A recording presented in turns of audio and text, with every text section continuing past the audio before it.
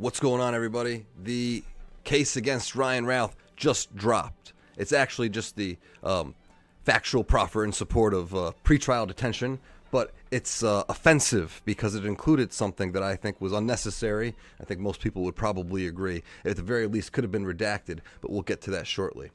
To assist counsel in the court during today's scheduled pretrial detention hearing, the United States respectfully submits the following written factual proffer.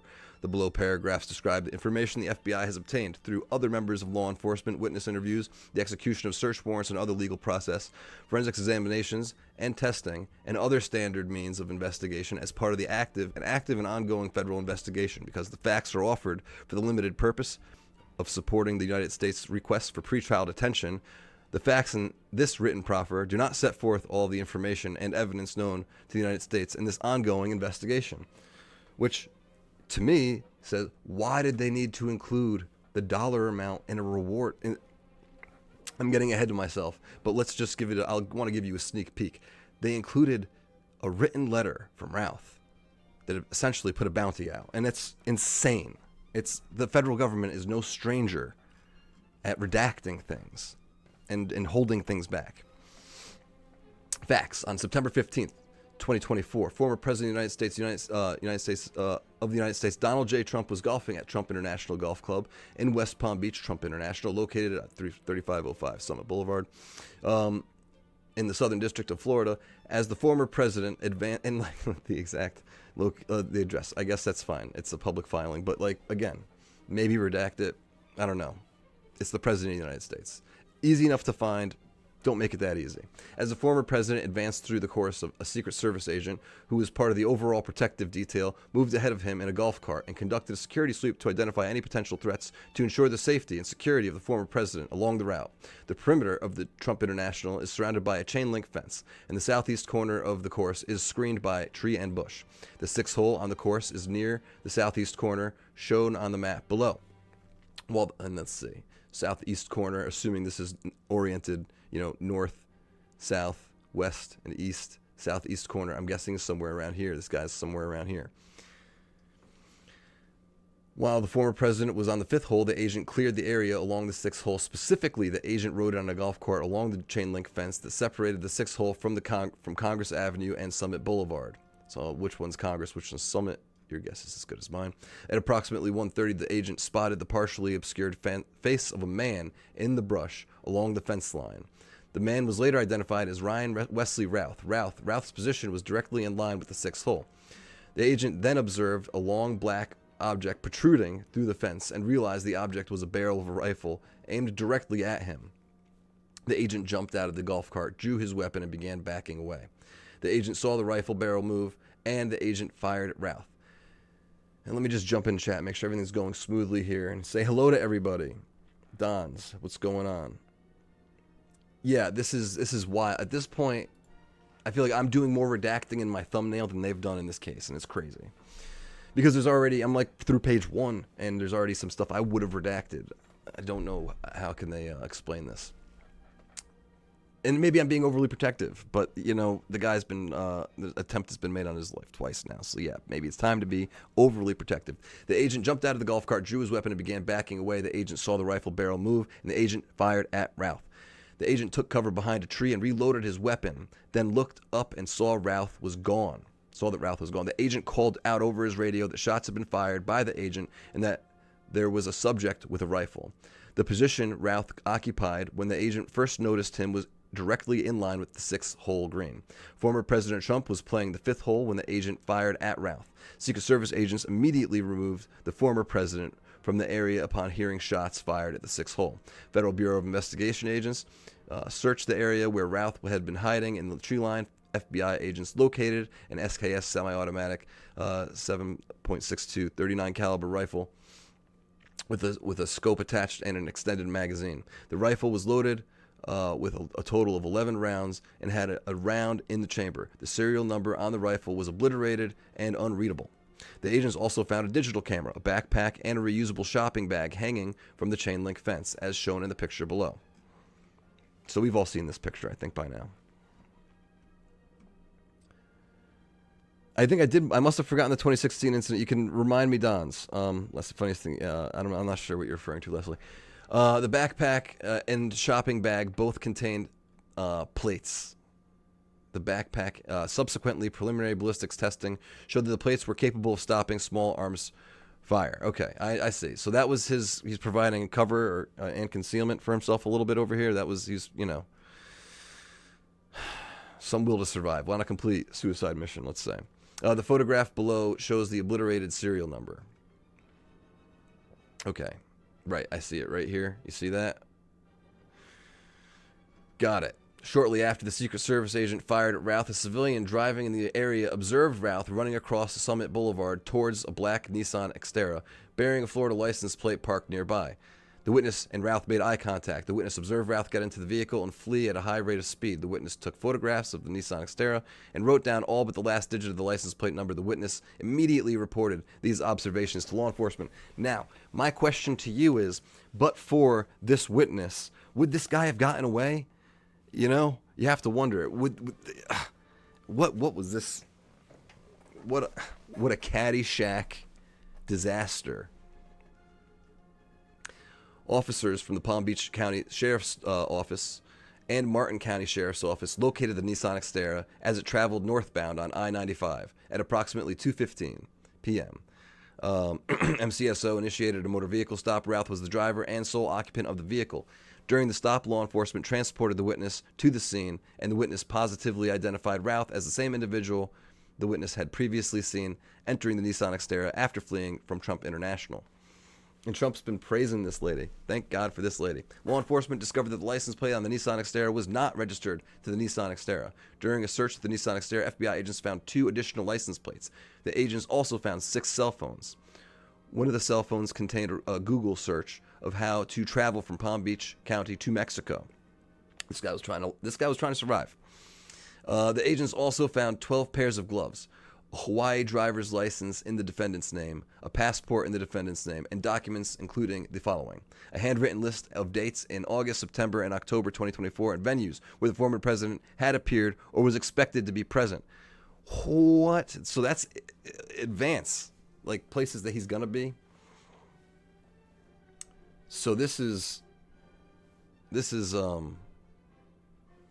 I think Bongino floated the inside man theory, a mole in the Secret Service or something like that. I don't know if other people have come to the same conclusion, but that's, it's on the short list of possibilities. A notebook with dozens of pages filled with names and phone numbers pertaining to Ukraine, discussions about how to join combat on behalf of Ukraine, and notes criticizing the governments of China and Russia. The FBI obtained cell site records of 2 of the cell phones found in the Nissan Xterra. The 2 cell phones are serviced by different carriers and that utilize different cell towers. The FBI's analysis shows the following. Routh traveled from Greensboro, North Carolina area to the West Palm Beach, Florida on October 14th, 2024. On multiple days and times from August 18th to September 15th, 2024, Routh's cell phone accessed cell towers located near Trump International and the former president's residence at Mar-a-Lago. The FBI examined the SKS rifle that was recovered from the Trump International and found a latent fingerprint on a piece of tape attached to the rifle. The latent print preliminarily matches Routh. The photograph shows the rifle.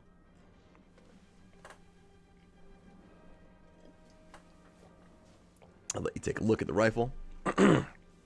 As part of this investigation, FBI agents recently reviewed a book apparently authored by Routh in February 2023 titled Ukraine's Unwinnable War, The Fatal Flaw of Democracy, World Abandonment, and the Global Citizen Taiwan, Afghanistan, North Korea, World War III, and the End of Humanity. Whoa. In the book, Routh stated that he must take part of the blame for the person that we elected for our next president, that ended up being brainless. But I am man enough to say that I misjudged and made a terrible mistake, and I apologize. What? You are free to oof Trump, as well as me for the error in judgment and the dismantling of the deal. No one here in the U.S. seems to have the balls to put out natural selection to work, or even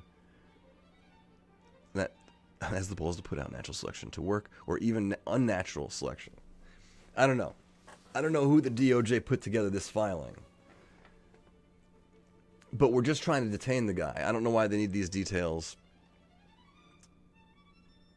or why these details aren't redacted. Onward. Okay. On September 18th, 2024, law enforcement was contacted by a civilian witness who stated that Routh had dropped off a box at his residence several months prior. After learning of September 15th, 2024 incident at Trump International, the witness opened the box. The witness stated that the box contained ammunition, a metal pipe, miscellaneous building materials, tools, 4 phones, and various letters. One handwritten letter addressed to the world stated, among other things, "This was an assassination attempt on Donald Trump, but I failed you. I tried my best, and I gave it all the gumption I could muster. It is up to you now to finish the job. I will offer a certain amount of money to whomever could complete the job." And let me just say this. That is an illegal contract. No one will ever collect the money. Okay? So I don't want to excite anybody out there. You ain't collecting. The witness took a photograph for the first page of the handwritten letter as shown below. And now this is... Can someone explain to me, we're just trying to, detain the guy prior to his trial, why all these details are necessary? It's just like the guy was seen taking a shot at the President of the United States. Here's a fingerprint on the rifle. Here's the witness. What was this letter included for? Let's see if they have any sort of explanation here. The handwritten letter above goes to the state in part that he, the former president, ended relations with Iran like a child, and now the Middle East has unraveled. All right, should we give the letter a read? I feel like I don't want to put out this guy's crazy manifesto because there's other crazies still out there. The point is, I don't understand why the DOJ included this part. And let's get to the end and maybe I'll go back. Yeah, I know, it's crazy, Dons. I don't understand the reason. Like, you can get the guy detained prior to his trial without all this information. And a lot less.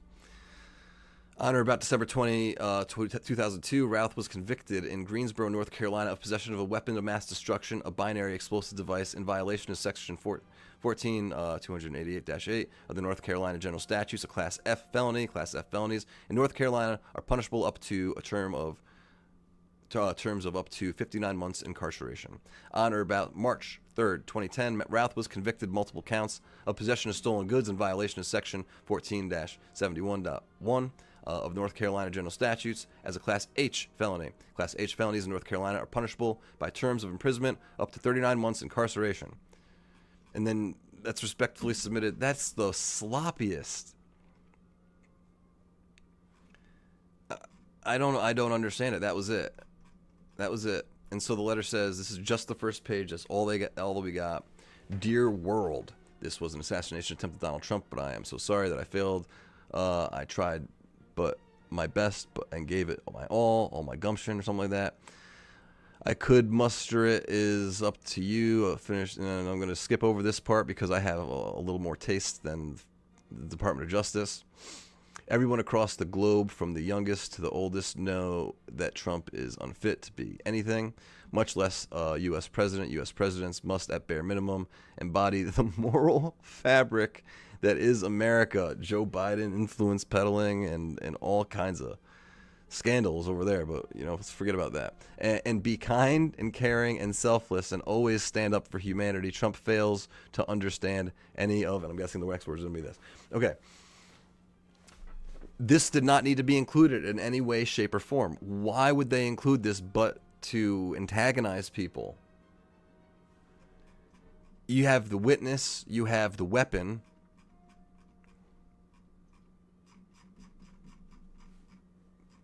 It's just unnecessary. It doesn't even fit. I don't know. It seems like a call to arms, and it's sickening. It's sick.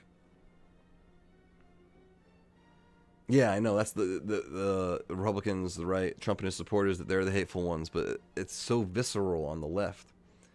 They think that they can wrap it up in a rainbow and consider it that's joy, but it's, at this point, it's a disaster. I don't know. It's completely unnecessary to include that in the filing. There's no explanation for it. Let's see this guy, Despato. I don't know if this is him or not.